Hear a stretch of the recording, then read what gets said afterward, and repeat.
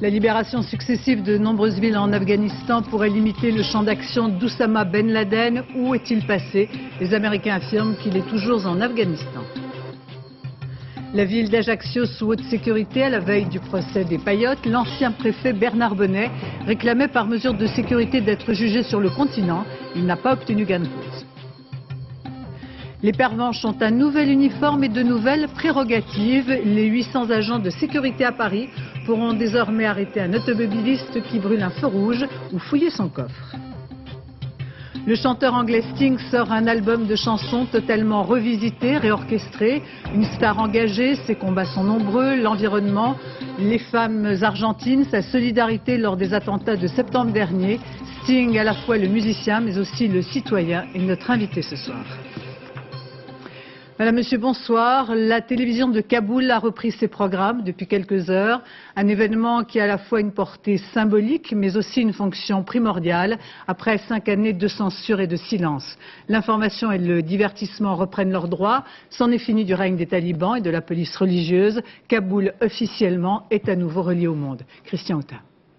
Moment solennel pour cette famille de Kaboul. On ressort le poste de télé, après 5 ans passés dans une cache. Il ne fallait surtout pas que les talibans le trouvent. Va-t-il encore marcher? Le père rebranche l'antenne, les fils procèdent aux ultimes réglages. Et miracle, ça fonctionne. Ces deux-là n'en reviennent pas. C'est la première fois qu'ils voient un téléviseur allumé et se demandent bien ce qui va sortir de cette étrange lucarne. Une nouvelle vie commence, c'est comme si on repartait à zéro. Premières images, lecture du Coran, avec en fond la Mecque. Une ouverture plutôt austère après tant d'années d'écran noir. Mais pour que ce petit miracle survienne, il a fallu bien du travail pour remettre en état les installations dévastées par la guerre. Et tout cela en un temps record. Mais le plus important, c'était de trouver des présentateurs, ou plutôt des présentatrices. Tout un symbole. Pour cette renaissance, ce sont 2 femmes délivrées de leur burqa qui ont été choisies pour présenter les tout nouveaux programmes. Musique, dessins animés, émissions religieuses et journaux d'information se sont succédés. Au total, 3 heures de programme quotidien, mais visibles pour l'instant uniquement dans la capitale afghane et pour quelques rares privilégiés.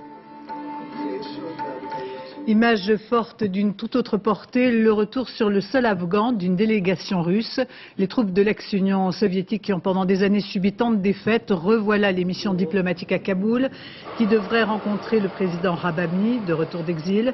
C'est la première délégation étrangère qui s'installe dans la capitale pour établir des contacts concernant l'organisation du prochain gouvernement, avec à la clé l'ouverture d'une ambassade russe à Kaboul. La libération successive de nombreuses provinces en Afghanistan resserre les marches de manœuvre d'Oussama Ben Laden, dont les États-Unis estiment qu'il est toujours dans le pays. Mais toutes sortes de déclarations circulent et d'informations invérifiables. Ben Laden serait cerné, mais où est-il vraiment? Tentative de réponse, Bernard Lebrun. Il est toujours ambassadeur des talibans au Pakistan. Il revient d'un voyage de 2 jours à Kandahar où il dit avoir rencontré Mollah Omar. Mais ce n'est pas le sort du chef suprême des talibans qui intéresse les journalistes. Où est Ben Laden? Nous avons des informations contradictoires. Savez-vous où il est? Je ne sais pas où il est. Est-il en Afghanistan? Je ne sais pas exactement où il est, s'il est en Afghanistan ou non. À Kaboul, cette nuit, dans les milieux dirigeants de l'Alliance du Nord, un ministre a été plus loquace. Les forces spéciales américaines et britanniques auraient localisé Ben Laden dans le secteur de Marouf, dans un quadrilatère de 80 km². Près de la frontière pakistanaise, en pleine montagne, c'est ici qu'il se terrerait, dans une grotte. Sur l'aéroport de Bagram, il y a de plus en plus d'Occidentaux, comme ce groupe de civils, sans doute des agents de la CIA, avec leur matériel. Voici par exemple leur fameux véhicule, des quads tout-terrain qu'ils utilisent en opération. Aux États-Unis, le secrétaire à la Défense Colin Powell a affirmé que Ben Laden était toujours en Afghanistan. Et je cite, qu'il devenait plus difficile pour lui de se cacher. Rassurant, l'ex-général a dit qu'il ne pensait pas que Ben Laden possède l'arme nucléaire. Ce soir à Washington, on semble plus optimiste que jamais. Les réseaux d'Al-Qaïda sont peu à peu désertés après un mois de bombardements et ces caches qui abritaient les activistes de Ben Laden, quittées en toute hâte, regorgent d'armes en tout genre. Reportage Bertrand Coq, Olivier Robert. Cette ville-là était occupée par l'une des organisations des réseaux Ben Laden. 6 jours après le départ des talibans, Kaboul continue de faire l'inventaire des armes et bagages laissés derrière eux par les fuyards. Des obus de 82 mm, des balles de Kalachnikov, selon cet officier de l'Alliance du Nord, ce petit arsenal était la propriété du mouvement islamiste tadjik d'Abdullah Nouri. Ces munitions étaient expédiées au Tadjikistan pour combattre au nom de l'islam. Autre lieu, toujours à Kaboul, l'un des centres de commandement d'Al-Qaïda. La maison porte toutes les marques d'un départ précipité. Dans l'une des pièces, les assiettes sont encore pleines. Et partout, l'habituelle littérature islamiste éditée au Pakistan. Mais le morceau de choix, c'est à la cave qu'on le découvre. 12 missiles anti-chars flambant neufs. Des Milan de fabrication française. Ceux-ci sont d'un modèle ancien datant des années 80, mais qui s'est fort bien vendu à l'exportation, dans les Émirats Arabes Unis notamment, ou encore au Pakistan. Selon le gardien, c'est ce que les talibans ont laissé en partant. Et d'après lui, c'était des Arabes. Seules les caisses sont de fabrication locale. Des missiles comme ça, il y en avait 35. Et des mortiers aussi. Des missiles Milan, des mortiers, des casques et des souliers abandonnés. Autant de signes que les talibans n'ont pas vraiment cherché à défendre Kaboul, mais qu'ils ont plutôt quitté la ville sans combattre. Reste à savoir pourquoi. Du côté de Jalalabad, les populations qui avaient pris le chemin de l'exil par peur des combats commencent peu à peu à regagner la ville. Une situation d'une extrême précarité pour ces familles entières qui ont pour seul bagage la faim et la misère. Agnès Varamian, Diane Richard. On ne sait plus qui du taxi ou du vélo avance le plus vite. Ces deux familles arrivent ainsi de la région de Kaboul. 5 heures de route pour rentrer à la maison. Pendant les bombardements, pour se mettre à l'abri, trouver un peu de travail, ils n'ont cessé de bouger. Ils reviennent à Jalalabad, plus démunis que jamais. Un petit signe d'appel discret, ces femmes veulent nous dire que 2 de leurs enfants sont morts, victimes d'un obus américain près de Kaboul, que celle-là a la malaria, que la plus jeune est déshydratée. Celui-là aussi est malade, dit-elle. Il n'arrête pas de vomir. Ce soir, ils vont me demander à manger. Mais où est-ce que je peux trouver quelque chose à leur donner? Chacun rentre comme il peut, mais les poches vides. Car pendant les bombardements, les familles n'ont pu gagner les quelques roupies, indispensables à leur survie. À la sortie de Jalalabad, les déplacés de toutes les guerres afghanes. Un désert de tentes pour ceux qui n'avaient pas assez d'argent pour rejoindre le Pakistan. Je suis sûr que personne ne nous aidera, dit cet homme, car personne ne nous voit, on ne nous respecte pas, on ne nous reconnaît pas comme des êtres humains. Dieu nous aidera, sinon la mort est meilleure que cette situation. Si on ne trouve pas un peu de travail, il n'y a pas d'espoir. Ces déplacés n'ont pas tous confiance dans les Moudjahidines et ils attendent un peu de stabilité pour rentrer chez eux. Pour l'instant, ni l'ONU ni aucune ONG n'est encore revenue travailler en Afghanistan. À Mazar-e-Sharif maintenant, l'arrivée des soldats américains dans cette ville stratégique au nord du pays. Après la chute de Mazar-e-Sharif, il y a quelques jours, le déploiement des forces spéciales américaines. Quant à l'aide humanitaire française, un premier avion transportant 25 tonnes de nourriture et de médicaments pour les Afghans est arrivé à la frontière entre l'Ouzbékistan et l'Afghanistan dans la ville de Termez. En Ouzbékistan, l'aide humanitaire reste désespérément bloquée, à l'exception de quelques convois qui arrivent à gagner péniblement la ville de Mazar-e-Sharif. Après la libération du joug taliban, un autre combat est en train de s'opérer, celui de l'aide humanitaire. Reportage Jérôme Beny, Patrick Desmuni. Frontière entre l'Ouzbékistan et l'Afghanistan infranchissable depuis 1998. Depuis que les talibans contrôlaient le nord de l'Afghanistan. Aujourd'hui, le pont de l'Amitié porte mal son nom, il est fermé. Pourtant, de l'autre côté de l'Amoudaria, 3 millions d'Afghans sont touchés par la famine, mais le fleuve est devenu une barrière que 140 journalistes de la presse internationale essaient en vain de franchir depuis des semaines. Les barges leur sont interdites. Seules les Nations Unies ont obtenu un accord pour passer quelques convois d'aide humanitaire, mais la porte est fermée pour les volontaires d'organisations non gouvernementales qui sont pourtant un relais indispensable pour l'aide alimentaire. Ils sont au bout de la chaîne, ils prennent la responsabilité de la nourriture. Ils s'assurent qu'elle soit distribuée aux personnes nécessiteuses. Ils sont en contact permanent avec les populations. Lueur d'espoir ce soir pour les associations humanitaires françaises. Un DC-8 du gouvernement leur apporte sur la frontière 25 tonnes de matériel à destination de l'Afghanistan. Ce sont elles qui, au quotidien, mènent des actions de proximité auprès de la population afghane. Et en ce sens-là, le ministère des Affaires étrangères a donc affrété cet avion pour leur permettre de mieux travailler avec tous les moyens nécessaires. Cet arrivage apparaît comme un signal du gouvernement français au gouvernement ouzbek pour lui dire l'Afghanistan a besoin d'aide humanitaire et les associations françaises doivent pouvoir à nouveau franchir le fleuve frontière pour recommencer à travailler là-bas.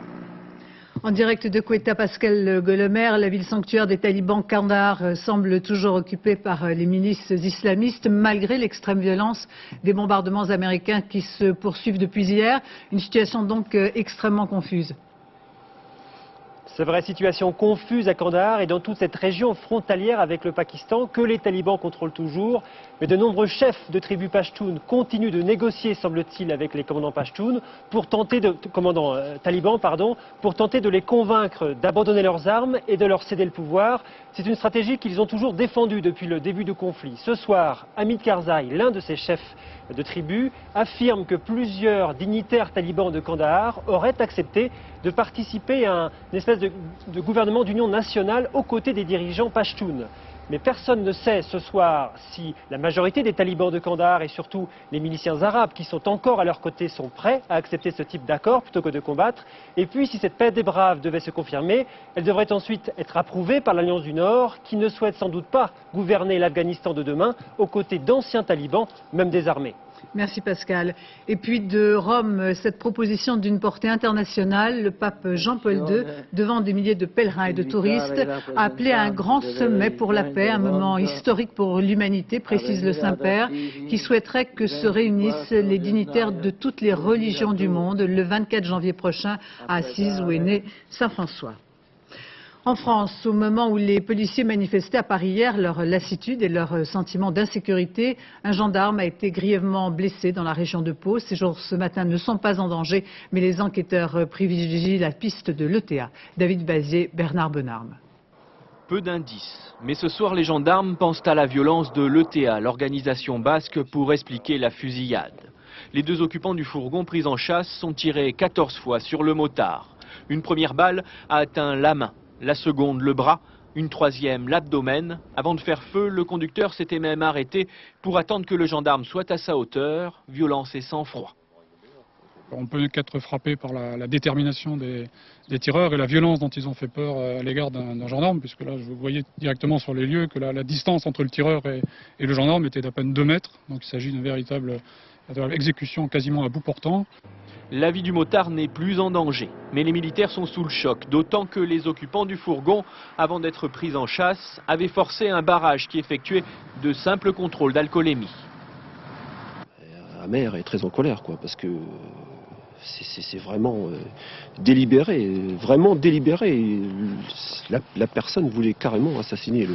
C'est peut-être fort comme terme, mais quand on voit le nombre de douilles par terre, au sol, on se pose des questions. Les agresseurs courent toujours. Après l'échec du plan épervier mené juste après la fusillade, on compte maintenant sur les policiers de la division nationale antiterroriste. C'est demain que s'ouvrira en Corse le procès des Paillotes. L'ancien préfet Bernard Bonnet, ces dernières semaines, ainsi que les autres prévenus, avaient réclamé pour raison de sécurité que ce procès se déroule sur le continent. Ils n'ont pas obtenu gain de cause, mais Ajaccio est placé sous haute sécurité, notamment autour du tribunal de grande instance où auront lieu les débats. Stéphane Bretner, José Boulestex. Il faut faire place nette. Depuis hier, la police sécurise les abords du palais de justice. Les rues qui bordent le tribunal sont fermées au public et gardées 24 heures sur 24 par les CRS. Dès demain, une dizaine de tireurs d'élite veillera postés sur les toits des environs. À l'intérieur du palais, on a aménagé la salle d'audience et renforcé les contrôles à l'entrée. Portique de sécurité, sas à rayon X En tout, 700 000 francs de travaux. Les 8 prévenus comparaissent libres, mais seront escortés en permanence. Bernard Bonnet logera pendant 3 semaines dans cet hôtel de luxe de Porticcio, à 20 minutes d'Ajaccio. L'entrée du bâtiment est gardée par les gendarmes qui filtreront les allées et venues en permanence. Voilà qui n'enchante guère l'ancien préfet. Des mesures de précaution qui font qu'on a l'impression que nous allons assister à un procès dans une prison turque à l'ancienne. Le colonel Mazer, comme les 5 autres gendarmes, habitera à la caserne Battesti, près du tribunal. L'ancien patron des gendarmes de Corse n'apprécie pas vraiment. Il y aura un climat de passion exacerbé. J'aurais souhaité que la justice se passe de la manière la plus sereine possible. Ce ne sera peut-être pas le cas.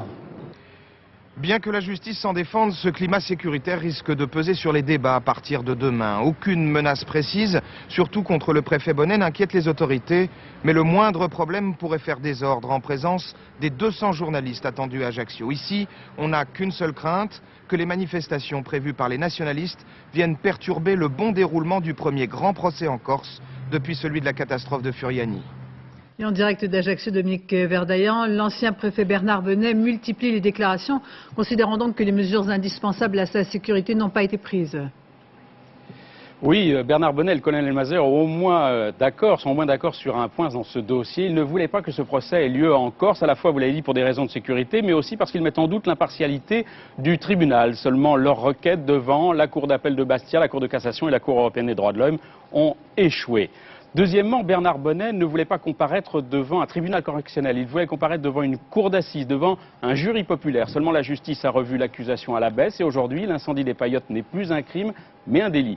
Troisième déconvenu pour l'ancien préfet, eh bien, il a fait citer une 50aine de témoins, parmi lesquels Lionel Jospin, le Premier ministre, des ministres et des conseillers, mais ils ont déjà fait savoir qu'ils ne répondraient pas à l'invitation du préfet Bonnet.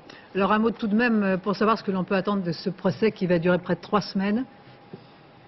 Écoutez, d'un côté, nous aurons 7 prévenus, un directeur de cabinet et des gendarmes qui vont accabler le 8e prévenu, un préfet, et de l'autre, un préfet qui va tenter de plaider le complot politico-judiciaire. Alors cela promet au moins de belles confrontations, si ce n'est un dialogue de sourds. Merci Dominique. À Paris, les pervenches changent de style, un nouvel uniforme, mais surtout de nouvelles prérogatives. Les 800 nouveaux agents de surveillance ont désormais la capacité d'arrêter un automobiliste qui brûle un feu ou de contrôler un coffre d'une voiture. Yann Fronty, Pascal Quéron. Non, vous ne rêvez pas, nous ne sommes ni à Londres ni dans une série à l'américaine, mais bien en plein cœur de Paris. Voici le nouvel uniforme totalement relooké de celles et ceux que l'on appelait jusqu'à maintenant les pervenches. Des pervenches couleur canari, et cela a de quoi surprendre. Petit sondage. Bonjour madame. Bonjour, préfecture de police, pardon? C'est nouveau là ensemble? Oui madame, c'est nouveau. Ça vous fait penser à quoi? Je sais pas. Pas de réponse, le sourire est même un peu moqueur. Mais attention, il n'y a pas que l'uniforme qui change. Ces ASP, ces agents de surveillance, ont des pouvoirs étendus, contrôle des coffres, arrestation en pleine rue, et bien sûr, elles continuent de dresser des PV. Veuillez attacher votre ceinture, s'il vous plaît. Merci. Merci, au revoir, monsieur. On va pouvoir faire des PV rouges, ce qu'on appelle les contraventions, les PV rouges. On pourra verbaliser les feux rouges, faire des contrôles routiers aussi, ce qu'on n'avait pas la possibilité de faire auparavant. Voilà de quoi réjouir la police, qui attend avec impatience ces pervenches d'un genre nouveau venus les épauler. Du renfort qu'on attendait depuis longtemps et qui va continuer à être renforcé puisqu'on est appelé à avoir 700 ASP en fin 2002. Donc on pourra faire notre travail au niveau de la circulation sur Paris et espérons-le faciliter la circulation des Parisiens. Des Parisiens qui n'ont plus qu'à s'habituer. J'ai préféré arrêter le bus. C'est plutôt bien parti. Oh, ça nous choque pas. Ça fait un petit peu anglais quoi. Hein? Non mais c'est bien, on vous verra mieux comme ça. Allez, bonne journée. Au revoir. Bon courage. On l'a souvent évoqué, la France manque cruellement de place pour les enfants autistes qui n'arrivent pas à trouver d'institut capable de les accueillir. Cela devrait changer puisque près de 600 places supplémentaires devraient être créées au cours de cette année, annonce qui sera faite demain lors du Conseil national des personnes handicapées. Reste la désespérance des parents qui actuellement n'ont pas d'autre choix que de placer leurs enfants autistes en Belgique. Laetitia Legendre, Fabrice Dujardin. Toute la semaine, ils ont attendu cet instant, ces retrouvailles. Lucas a 8 ans, il souffre d'autisme depuis sa petite enfance. Faute de place en France, sa mère a dû le mettre en pension dans un institut spécialisé en Belgique.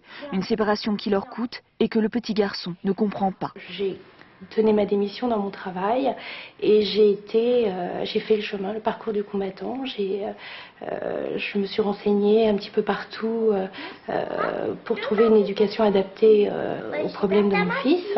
Et j'ai été orientée sur la Belgique parce qu'en France, il y a tellement peu de structures et avec des listes d'attente tellement importantes. Dès le lundi matin, Lucas retrouve son institutrice en Belgique et la promenade avec les chevaux une fois par semaine. Ici, un personnel spécialisé utilise tous les moyens pour le rendre autonome. Dès que les enfants entrent en Belgique, ils sont considérés exactement comme les nôtres et il n'y a pas de coût particulier. C'est exactement la même chose que chez nous, que pour nos enfants, l'enseignement est gratuit. À la charge de la sécurité sociale française, les frais d'hébergement et de taxi, 6 000 francs chaque week-end. Mais Lucas n'est pas le seul. Un tiers des enfants de ce centre vient de France. Ce qui est très douloureux et très difficile, c'est de ne pas être soutenu, de ne pas être entendu et de ne pas pouvoir trouver une place pour nos enfants dans la société.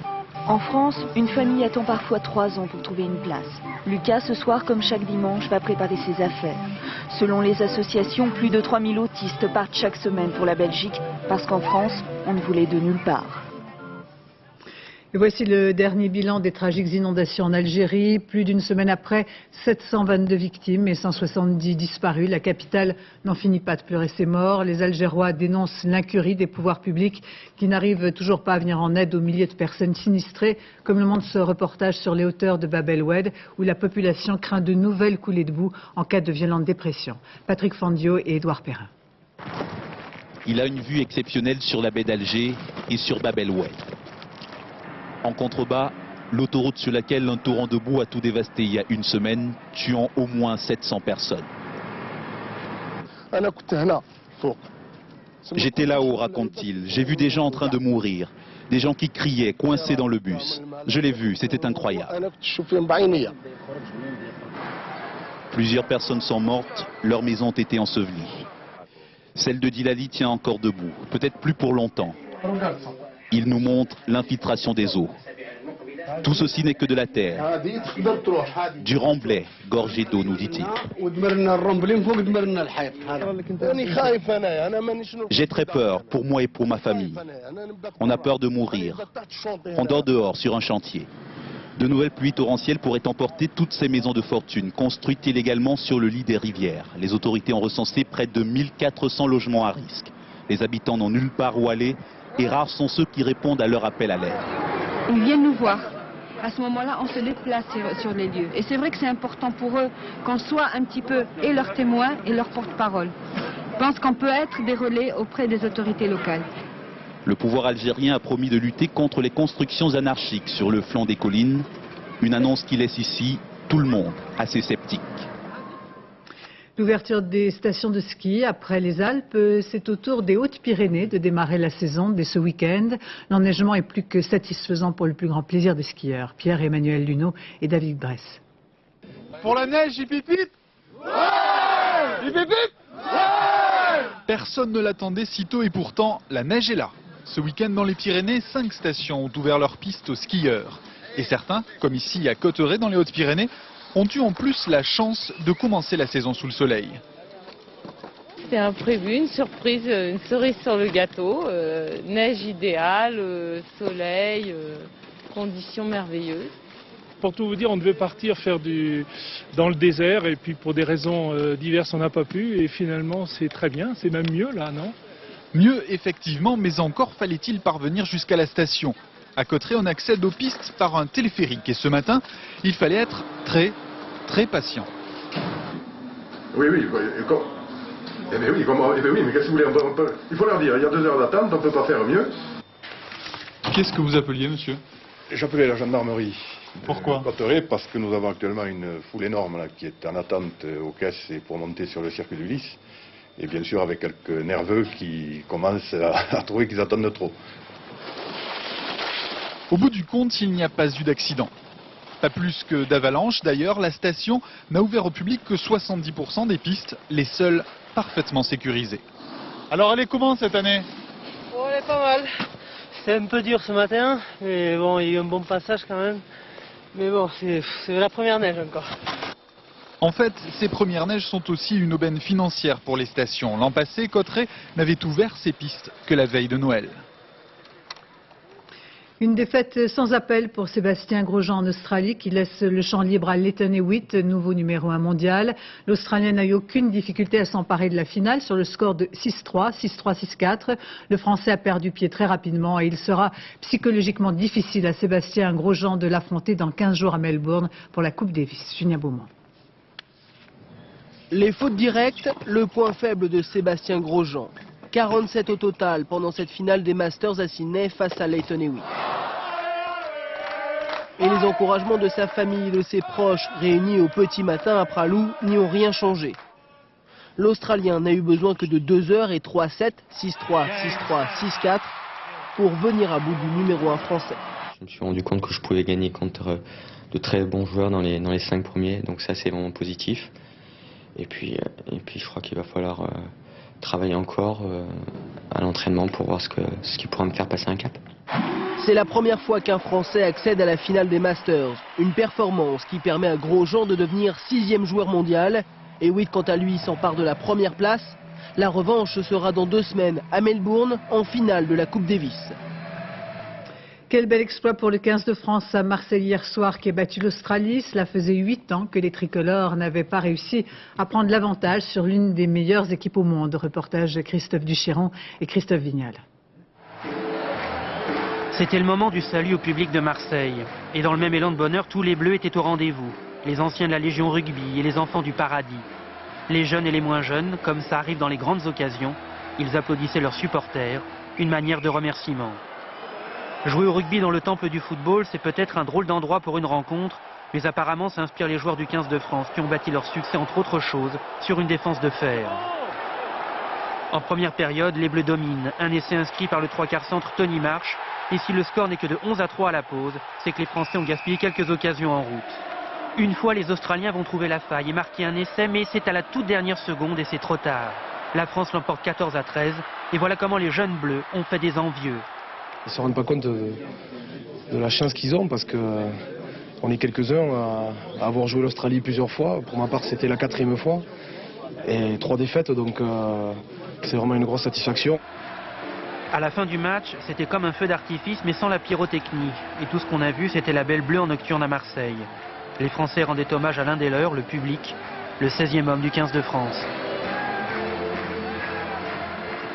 Cinéma avec la sortie du dernier film de David Lynch, Mulholland Drive, prix de la mise en scène à Cannes. Cette fois-ci, c'est l'univers d'Hollywood qui est revisité par ce maître de l'étrange avec 2 sublimes actrices inconnues du grand public, Pascal Deschamps, Patrick Voix. Je me demande où vous pouviez bien aller. Mulholland Drive. Oui, Mulholland Drive. Il y a cette petite musique lancinante, ces personnages qui semblent flotter entre 2 rêves, l'image léchée et les dialogues étranges. Il n'y a pas d'orchestre. Et pourtant, on entend un orchestre. Pas de doute, le chef d'orchestre est bien David Lynch. Mulholland Drive devait être le Twin Peaks du début du 3e millénaire. Comme ce célèbre feuilleton devenu culte, Lynch avait proposé Mulholland Drive à la chaîne ABC, qui a finalement jeté le projet à la poubelle. David m'a dit au téléphone, Mulholland Drive est mort. La bobine va pourrir sur une étagère à jamais. Je ne les ai pas compris et ils ne m'ont pas compris. Betty est une jeune actrice. Je viens de recevoir un fax pour elle. Le passage Évocation des milieux cinématographiques d'Hollywood, le film Mulholland Drive a comme la route du même nom ses virages et ses zones d'ombre. Faites pas attention, elle perd un peu la tête par moment. Non, Allez, viens. non, elle a dit qu'il y avait une autre personne qui avait des ennuis. Ça suffit, Louise, arrête. Je vais te ramener chez Il n'y a pas une réalité, Allez, mais plusieurs. Le spectateur voyage, chemine, se trompe de route, repart. Lynch est plus que jamais un illusionniste. Le film n'explique pas tout. Aucun film ne peut le faire. Et comme dans mon film préféré Sunset Boulevard, mon film procure des sensations. Chaque personnage vous montre une partie de la vérité, mais vous n'avez jamais accès à la vérité tout entière. Film après film, David Lynch continue une œuvre personnelle et élégante. Pour ceux qui aiment le mystère et l'étrange, Mulholland Drive est une route à prendre sans hésiter. Le chanteur anglais Sting sort un nouvel album, son premier disque live en 15 ans, des chansons que l'on connaît, que l'on aime, retravaillées, réorchestrées. Sting est notre invité, avec lui nous parlerons bien sûr de musique, mais aussi de ses engagements, de ses combats. Le 11 septembre dernier, Sting devait donner un concert en Toscane. Le 11 septembre s'est produit l'impensable, il n'a pas voulu tout annuler. Olivier Lenita. I don't really want to give this meaningless act of violence any credence. It's totally and utterly pointless. We'll sing this song for those people who've lost their lives. Thank you.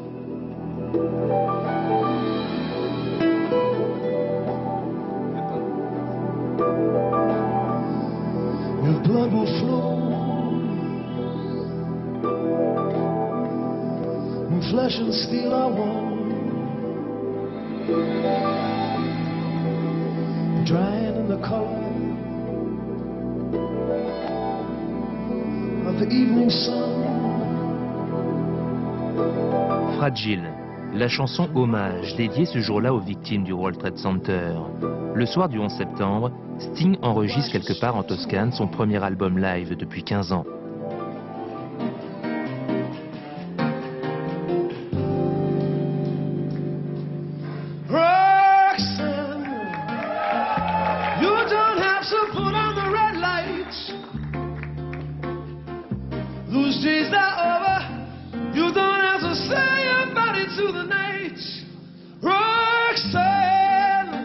Sting, chez lui en Italie, entouré de ses plus fidèles musiciens.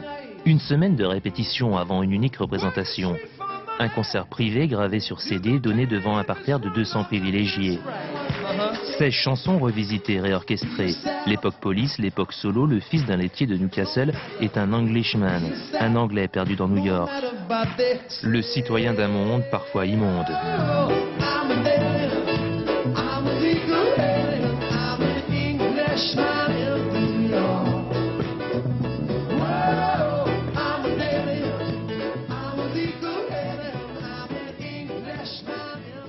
Sting, bonsoir. Je ne sais pas si vous en êtes conscient, mais la France entretient avec vous des liens très personnels, très affectifs avec votre musique. Elle apprécie aussi vos engagements. On parlera de musique un peu plus tard, mais d'abord peut-être des questions aux citoyens. Ce 11 septembre, votre musique est très imbriquée avec cette date et ça prend une résonance incroyable.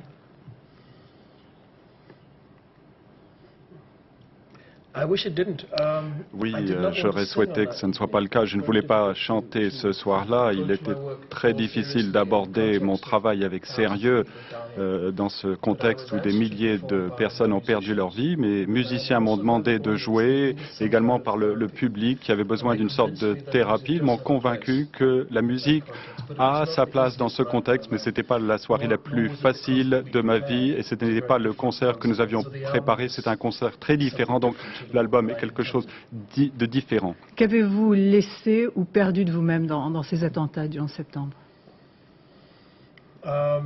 Bien, je dirais, mon épouse et moi-même avons perdu un très bon ami qui travaillait au 104e étage d'une des tours et nous le savions avant le début du concert, donc ça avait pour nous une résonance toute particulière pour moi ce soir-là, surtout pour mon épouse, un homme qui nous était très cher, qui a perdu sa vie bravement. Il y a du religieux, je crois, en vous. Est-ce que la musique, c'est une forme de spiritualité qui aide dans ces moments-là? Lorsque l'on me demande d'exprimer ma religion, je dis toujours que je suis un musicien dévoué, donc ça n'a aucun mal que d'être religieux sur le plan musical. Non, au contraire. Mais est-ce que ça aide? Bien, je l'espère. Je suis optimiste quant à l'utilisation de l'art et de la musique dans le contexte de la situation mondiale. Je suis un citoyen du monde, je suis un adulte, j'ai des responsabilités et ma profession est de chanter et de faire de la musique. Et donc, notre tâche est de donner l'impression que le monde peut être un meilleur endroit pour leur donner l'optimisme et la confiance pour que l'endroit soit un monde meilleur. En effet, vous êtes un citoyen, vos combats et vos engagements sont multiples, l'environnement, les femmes argentines et peut-être aujourd'hui le droit des femmes afghanes? Bien, tout le monde parle de l'importance de créer un gouvernement très large qui regroupe toutes les ethnies en Afghanistan. J'y souscris, mais j'irai même plus loin pour dire qu'un gouvernement élargi comprendrait les femmes au bout du compte, car une grande société ne peut être créée que lorsqu'il y a une plus grande égalité entre hommes et femmes, et l'Afghanistan a vraiment besoin de cela, partout même. Alors, peut-être un mot de musique, donc de votre nouvel album, 15 chansons que vous avez voulu réorchestrer, revisiter. Vous aviez envie de les entendre différemment, de façon plus authentique, plus pure? C'est possible? Je voulais simplement les changer, simplement pour m'amuser. Et nous avons passé une semaine à répéter les chansons et après le 11 septembre, les chansons ont changé à nouveau. Les paroles ont acquis un autre sens, ça a complètement changé la musique. J'en suis très fier. Malheureusement, je regrette le contexte. Est-ce que vous avez le sentiment, après 25 ans de carrière, qu'on peut garder la même fraîcheur, qu'on peut évoluer? Est-ce que votre voix a évolué? Est-ce que vous avez l'impression de vous bonifier? Est-ce qu'on peut toujours se bonifier, même quand on est Sting? Mon intention est de m'améliorer, de devenir un meilleur parolier, meilleur producteur. Oui, tout à fait, bien sûr, je peux me bonifier. Vous avez peur de la feuille blanche?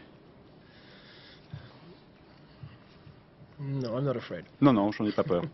Je reste curieux quant à la musique, je continue à apprendre, je reste un étudiant de la musique, tant que je maintiens ma curiosité et ma passion. C'est vrai que vous êtes un gros bosseur, un vrai travailleur, ou c'est la légende?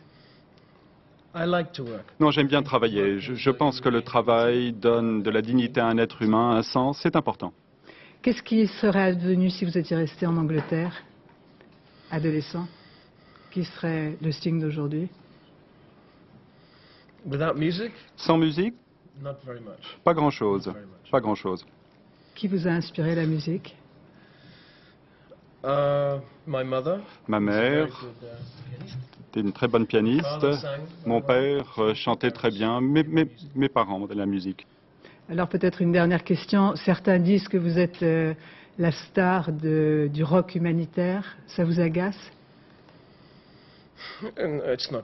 Non, c'est pas vrai. Je suis un musicien. J'ai une responsabilité en tant que personne, en tant que père, en tant qu'adulte.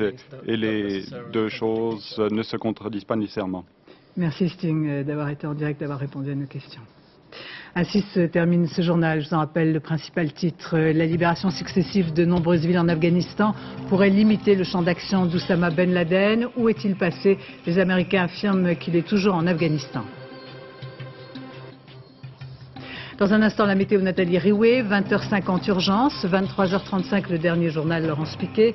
Demain, 7h40 dans les 4 vérités, Françoise Laborde recevra Ségolène Royal. 13h, le journal Daniel Bilalian, 20h David Pujadas. Et puis en deuxième partie de soirée, débat dans mots croisés. Que reste-t-il aujourd'hui des menaces des réseaux de Ben Laden? Et après l'accident de l'A300 à New York, que faut-il avoir peur de l'avion? Quant à moi, je vous remercie de votre attention. Excellente fin de soirée sur France 2.